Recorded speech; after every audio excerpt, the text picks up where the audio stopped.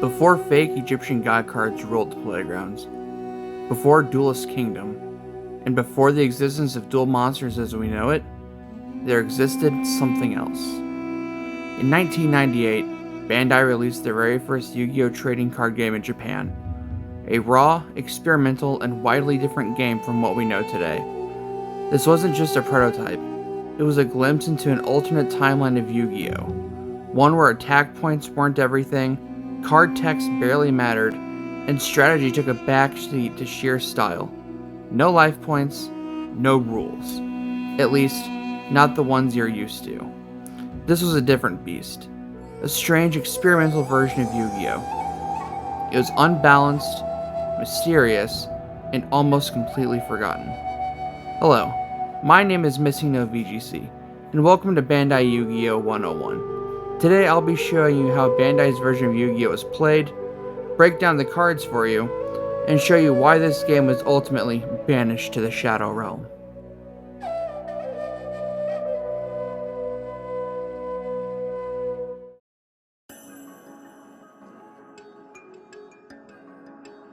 Unlike the modern Yu-Gi-Oh of today, with its established metas, mechanics like synchros and links, focus on deep strategies, complex rulings, and an established tournament structure, Bandai Yu-Gi-Oh was literally none of that. It is viewed more of a collector's item than a game due to its structural inconsistencies, and while the game had its own rules, there is definitely room for improvement. Altogether, there are 13 rules for the Bandai version of Yu-Gi-Oh! And I use that word about as loosely as they do. Due to the looseness of these rules, the game has made a name for itself as being confusing and unplayable. In reality, the game isn't all that complicated and pretty straightforward. You definitely need some creative problem solving for some situations you may find yourself in. So, what are these rules and what are the issues with them? Rule 1. Both players must use the same number of cards as their deck. We can already see a problem here. This game has no established deck size. The players have to agree on a deck size and play with that number. This will ultimately affect players' builds depending on if they need to remove cards or find more to slot in. When I play with friends or family, we stick to a 25 card deck unless we plan on switching things up ahead of time. Even then, we tend to cap it off at 30 cards. Rule 2. Draw 5 cards from your deck to form your hand. This rule is fine. Rule 3. Select one monster card from your hand and play it to start a battle. What if a player doesn't have a monster? Can you only attack with a monster played that turn? What about your other monsters? What are they up to? These are very common questions with this rule, and it will be addressed a bit later. Rule 4. To determine the results of battle, compare the attack of your attacking monster with the defense of the attacked monster. Kind of like this rule. It gives the monsters with high defense points just as much of a role as those with high attack. Rule 5. If your monster's attack is higher, your opponent's monster is destroyed. This makes sense. It's no different than attacking something in defense mode in our game. Rule 6. Even if you destroy the opponent's monster, if the defense of your monster is lower than the attack of your opponent's monster, your monster is also destroyed. This goes back to what I was saying about high defense being just as important as attack. This is also establishing the fact that both players are in fact attacking at the same time. Rule 7. When the battle ends, draw one card from your deck, and you can end your turn. The wording of this rule is slightly misleading. We just established both players attack at the same time. What decides whose turn it is? Do turns in this game function differently than they do today? Yes, they absolutely do. But we will circle back to this. Rule 8. Each turn will continue like this until both players' decks are empty. This is why we choose to play with a small deck size when we play. That, and the next rule. Rule 9. Each player counts the total level stars of all monsters they destroyed. The player with the highest amount is declared the winner. Using the level as a visual of power as well as functioning as the win condition is a pretty cool idea, and really makes you think about what you're going to put inside of your deck. Rule 10. If you have spell, trap, or equip cards in your hand, you can put them in play face down. No instant spells for you.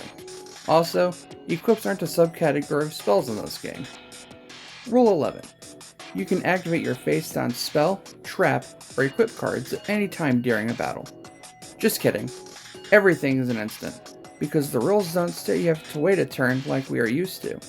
Kind of makes you wonder why they make you set them at all. Rule 12. When the effect of a spell, trap, or equip card is used, it is discarded. Nothing is continuous. It is one and done, which may sound weird for equips, but it helps to remember that this is essentially a prototype for things to come.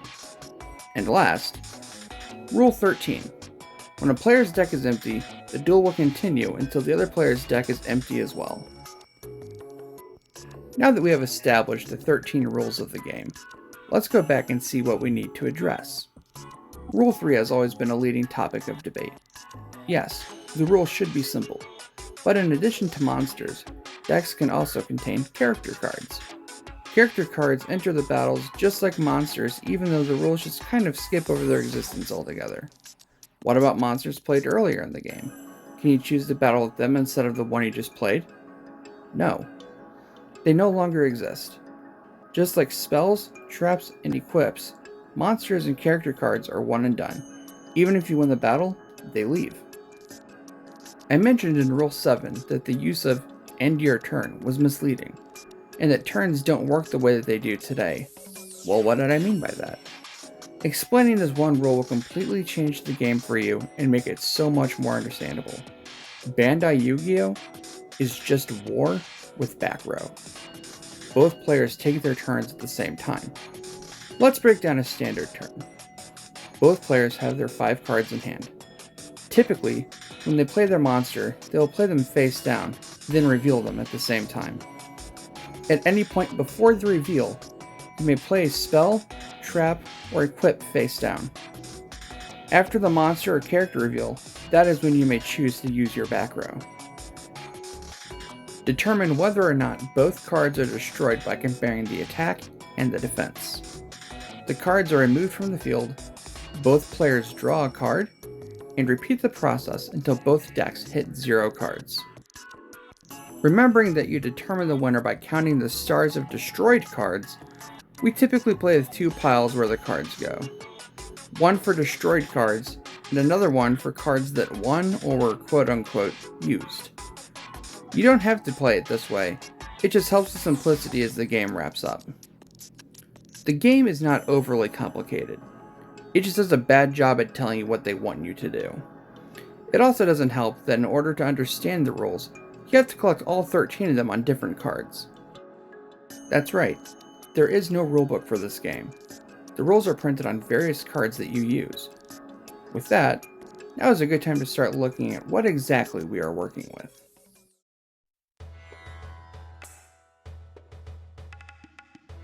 As we learned earlier, Bandai Yu-Gi-Oh cards come in 5 distinct flavors: monsters, characters, spells, traps, and equips. To start off, let's take a look at an example of a monster with Blue Eyes White Dragon.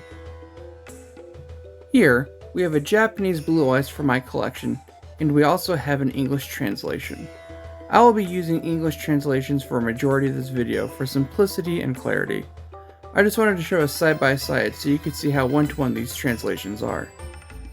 Here, we have the card's name. Below that, we have what they refer to as the card lore. Next to it in these brackets are the monster type. Below the type and lore, we have the monster's level. If we move down to the bottom right, we can see the attack and the defense of the monster. And last, if we look at the bottom left, we can see the rules of the game. However, not every card has a rule on it. Some cards have an effect, or what the game refers to as a special rule. For an example of a special rule, let's take a look at Jellyfish. Special rule: it is not defeated by Thunder-type monsters. I picked Jellyfish because I found this card to be a huge missed opportunity. Surely with an effect like that, there must be tons of relevant Thunder types. No, it's literally just Watkid. Nothing else. If you're familiar with traditional Yu-Gi-Oh, you'll notice these cards do not have an attribute. From my research, It is a common misconception that you can determine the monster's attribute by looking at the background of the art. That is not the case. There is no mention of an attribute on any of the card text, nor does the wiki refer to anything as having an attribute assigned. Next, let's discuss character cards. There were only 8 released in the game, and of the 8, I personally think 7 of them are extremely good. Since there are so few, we can go through all of them and evaluate them. Starting off, we have Yugi. Again, we have the name. Below that, the card lore. We can see he is a level 6. We have the rule at the bottom left. However, at the bottom right, instead of attack and defense, we see a special ability. In exchange for this card, when it is defeated in battle, you can draw 3 cards from your deck and add them to your hand. Yugi's ability is worded the most different from the other characters. As you will soon see, all characters state that they either lose the battle or have some sort of special win condition. Going based on how the others are worded, it's safe to say that Yugi will always be defeated as well. In the long run, getting 3 cards in exchange for 6 points towards your opponent doesn't seem like that bad of a trade, especially considering you still get your end of turn draw right after. 4 fresh cards going into the next turn is huge. If you don't want to sit through all 8 character cards, that is understandable. Just skip to this time here to move on to the next card type. I will also have timestamps provided in the description down below. Next we have Yugi, not to be confused with Yugi. This Yugi is a level 8 with the ability Always Wins a Battle. This card should be one of the first indicators that cards don't stay in play after the turn is over. A card that says Always Wins? No thanks. That said, there is technically a loophole. One thing I forgot to mention in the rules was that in addition to the game not having a set deck size, there's also no rule putting a limit on how many copies of a card are allowed to be put into a deck. What is to stop you from playing a deck of 25 Yugi? No fun allowed for anyone. Next we have Joey, a level 5 that says, this card is defeated in battle, but the next card you play will have 500 additional points of attack and defense. It's not terrible, but in my opinion, it's the worst of the 8. The boost is nice, but it choreographs your next play and your opponent can try and play accordingly by just wasting their weaker monsters, knowing that they will just be defeated anyway. Kaiba, a level 7. He always wins when he battles a monster card. When he battles a character card, he's always defeated. He's also defeated by Tristan. Another one of the better cards. He's just Diet Yugi. I always found that extra bit about losing to Tristan to be funny, and I'm glad they were smart enough to establish that ruling. Why? Tristan has 0 stars, and his ability says, since he does not know the rules, he is always defeated in battle, but since his number of stars is 0, he won't score any points for your opponent. Yes, I put this card above Joey. This card is really fun. It is a great feeling to have your opponent reveal their best monster, expecting to get some serious points by defeating whatever you play, and then they get nothing. But let me tell you, beating a Kaiba with a Tristan, probably one of the best feelings in the game. For card number 6, we have my favorite character card, Taya. She is a level 4, but that doesn't matter. Her ability says, you can choose one of your cards that has been already used, so it battles instead of this card. She is straight up Call of the Haunted, and that is super strong. Next, we have Miho, who is also a level 4. Her ability, like Tristan, has little flavor to really sell the personality. As for Miho, if the opponent's card has 5 or more stars, then Miho wins. If it has 4 or less, then she loses pitifully. Something to note is that she says level of opponent's cards, not monsters. So, does that mean Miho and Yugi both win the fight? It's possible for monsters to defeat a monster and still be defeated themselves. Does that also apply here as well? Personally, I've not run into the situation yet, so I really don't know. I'm inclined to think that they would both go to the winner pile, but then would that mean that Miho has the strength to take down both Kaiba and the King of Games? I mean, she can clearly take down a Blue Eyes, so what do you guys think? Last, we have Shadi, another level 6 character. This card is defeated in battle, but you can look at your opponent's hand and choose the next 2 cards they will play and use to battle. In exchange for 6 points towards your opponent's final score, you essentially get to stack the next 2 battles in your favor. This card is also the only out if your opponent's playing an Exodia like a degenerate. Overall, I'd be willing to call Shoddy a staple when it comes to deck building. I do wish we had a few more character cards. Rounding it off at 10 would have been nice. I would have really loved to see Bakura get the Yugi treatment, and have had a card for both of his personalities. Now that we have spent way too much time on character cards, let's see an example of a spell. For this example, we'll have a look at good old Monster Reborn. As you can see, the design of a spell card is far more simple than the previous card types. At the top, we still have the name. Below the art, it specifies very clearly that it is a spell card. And then we have the effect of the card. Revive a defeated monster that was either an opponent or an ally. You can add it to your hand. A bit different from the Monster Reborn we are all familiar with. Note how Monster Reborn exclusively states defeated monsters, while Teo refer to used cards. This is another example of why it might be a good idea to keep your defeated cards and used cards in a separate pile. Let's move on and observe a trap card now. Here, we have Mirror Force, one of the most powerful cards in the game. It has the exact same layout as a spell card. The only difference is that it clearly states it is a trap card. As for its ability, the Holy Barrier destroys all enemies when your opponent declares an attack. Sounds simple enough. However, there is an issue. Unless you happen to have one of the only 1,000 copies of this Mirror Force that exist, you only have one other option for a trap card in this game. That one card is an entire rolling mess that we will discuss later. On to the last card type, we have Equips. Here, we have Horn of the Unicorn. And again, the only thing different from the last two is that it says Equip. For the ability, give power to a monster with 5 stars or less, attack strength plus 500. There isn't much to say. To be honest, I don't really see a reason why equips and spells need to be different.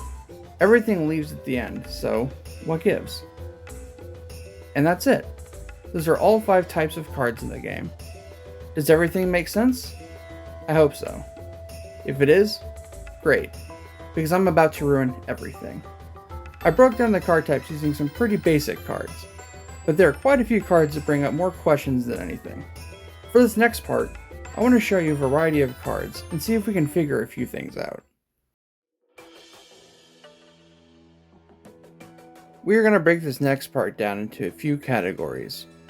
The existence of Kunai of Chain and why I hate it, the equip mechanics of Harpies, fusion summoning, and cards that require multiple cards to play. Kunai with Chain. Activate when your opponent declares an attack. The attacking enemy is captured, and afterwards this card becomes an equip card that raises attack strength plus 500. This card raises a lot of questions. From what I've been seeing, nobody understands this card.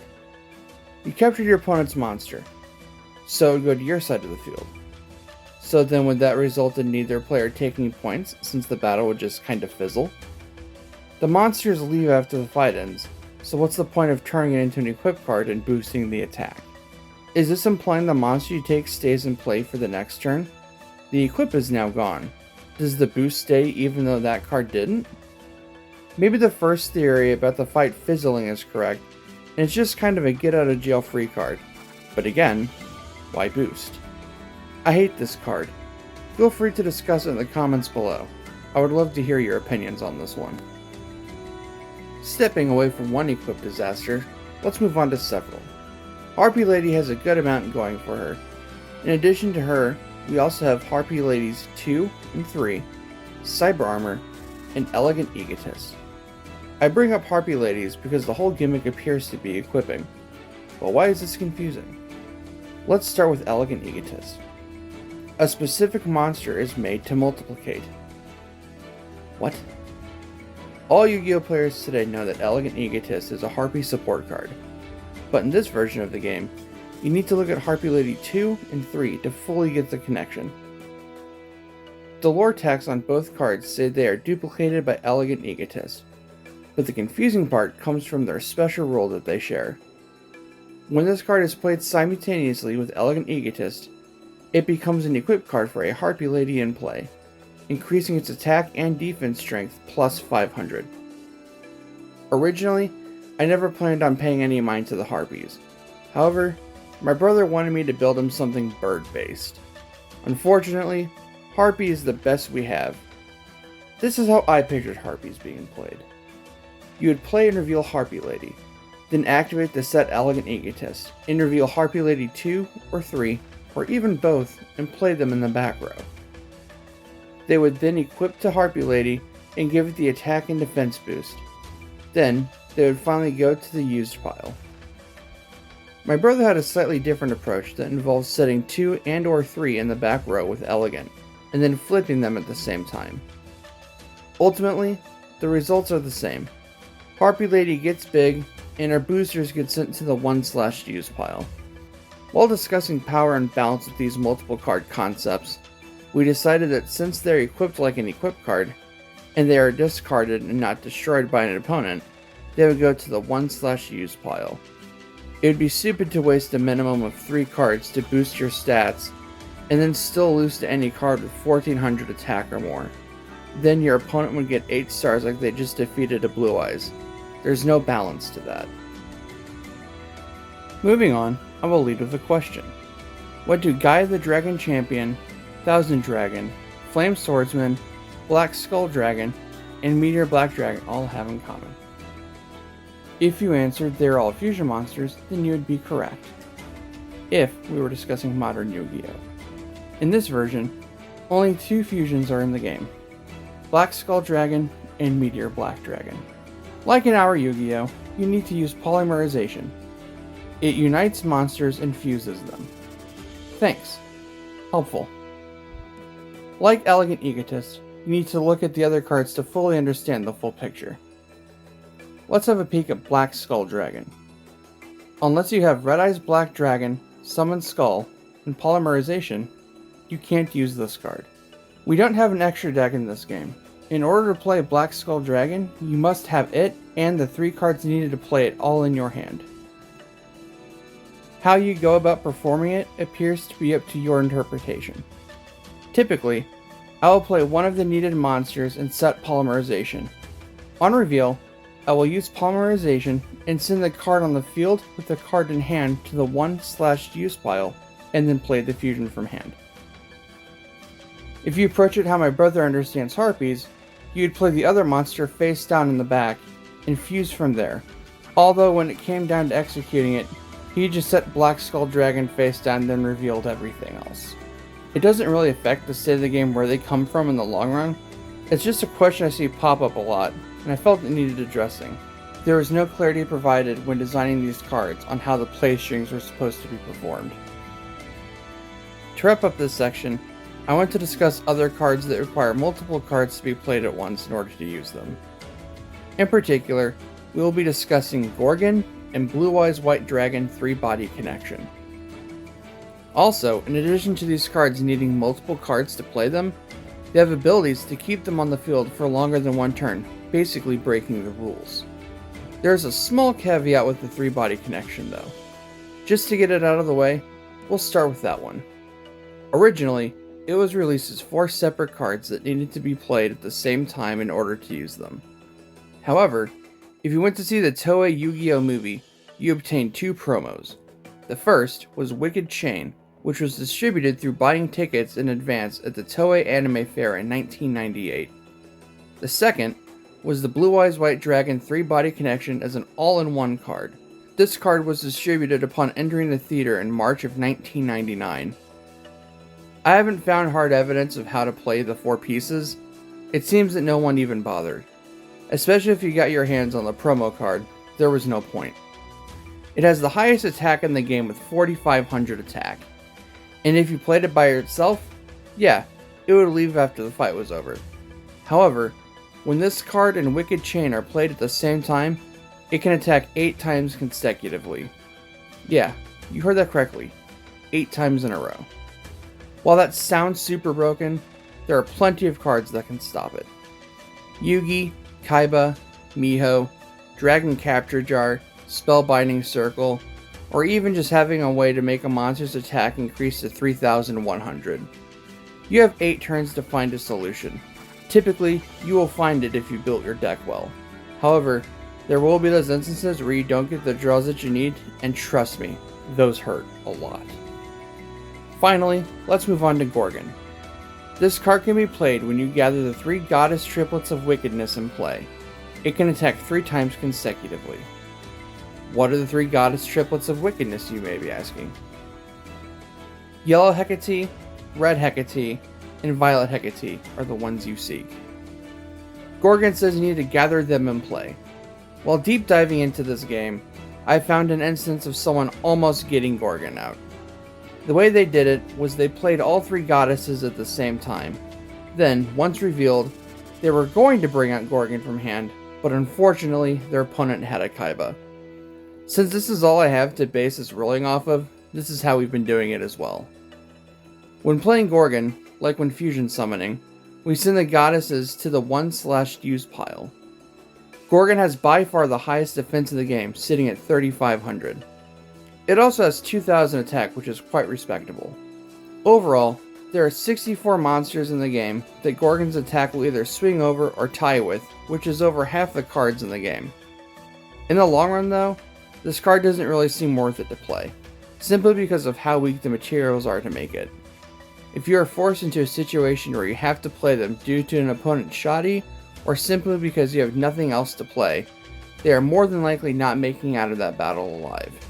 At least with Black Skull Dragon, it has materials that actually put up a fight. There is actually a third card that requires multiple cards to play and also gets around the 1-turn rule. But with how much we have to discuss, I have decided that it gets its own entire section. The last card I want to discuss is Gate Guardian. This is a wonky one, so buckle up. Let's do a quick breakdown of this card. It has a name, lore, type, and special rule. When you play this card while the 3 guardians are together, you can make the attack strength of all monsters 0 for 3 turns. It has a monster type, but no level, attack, or defense. So is it a monster or a spell? Why don't we dig a bit deeper? Let's quickly take a look at Sangha, Kazujin, and Suijin. They all 3 share the same lore and special rule.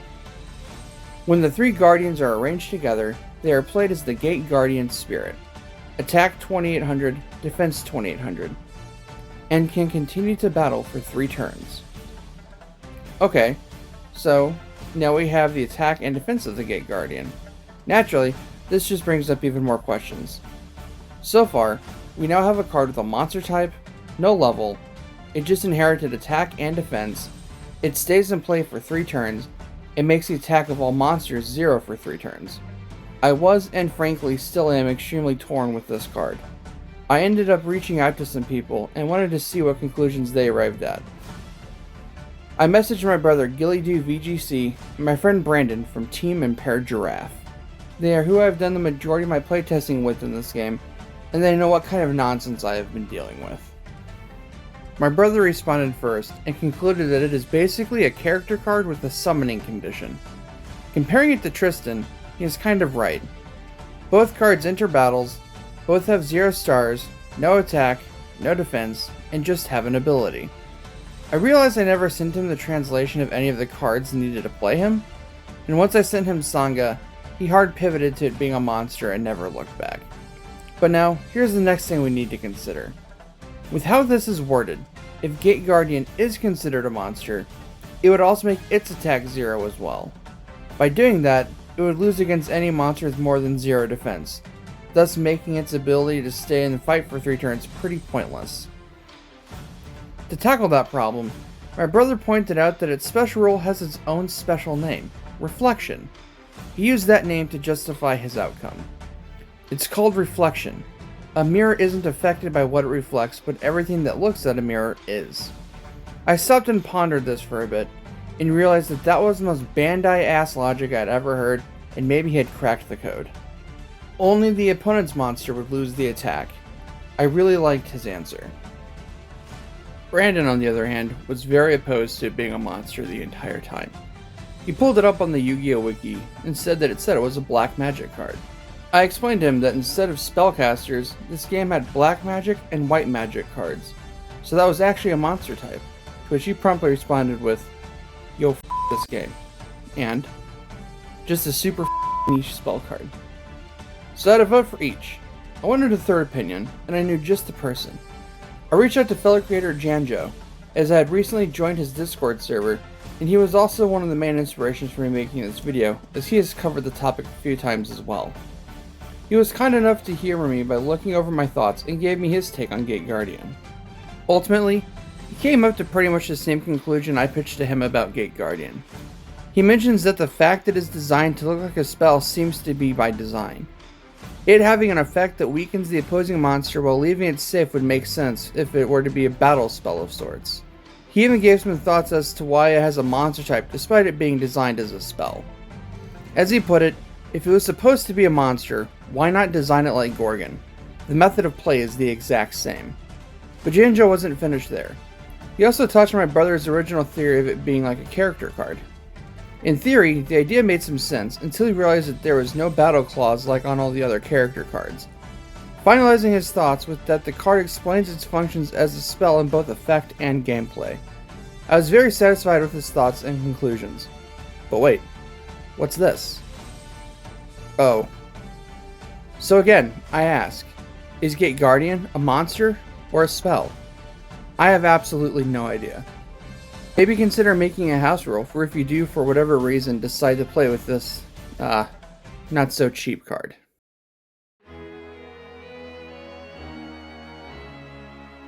So yeah, that was Bandai Yu-Gi-Oh! It's simple, but it can be an absolute mess. If you stuck around this long, I can't thank you enough. I've been wanting to make this video for 10 years now, and it's been a fun little project. While this game is probably not meant to be taken super serious or competitive, I couldn't help myself, and I've tried building some decks at the highest level possible. While working on this video, I spent the day with my brother, and we recorded a few matches as well as a 30-card blind draft, and even an 85-card blind draft, specifically to show off why you want to play with a smaller deck size. At least one of those matches will be live when this video goes up, and the others will gradually come out after I fulfill some other obligations. There will also be a deck profile to view as well. In the description, I will have links to all the various Japanese channels I used as references. They were a huge help.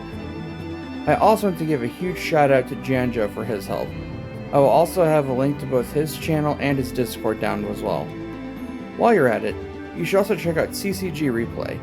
He provided me with the English translations I used in all of these videos. Huge thanks to him, he's a real bro. While scripting this video, MBT actually also dropped a video of him playing this game on Tabletop Simulator in a wild 4-player game. It was absolute chaos. It's definitely a more affordable alternative to the physical cards that I use. I hope you enjoy your time with me. If you did, consider subscribing. Or not, it's your life. Anyway, I've kept you guys long enough. This has been Missing No VGC. Thank you for watching, and I hope you have the day you deserve. I love you.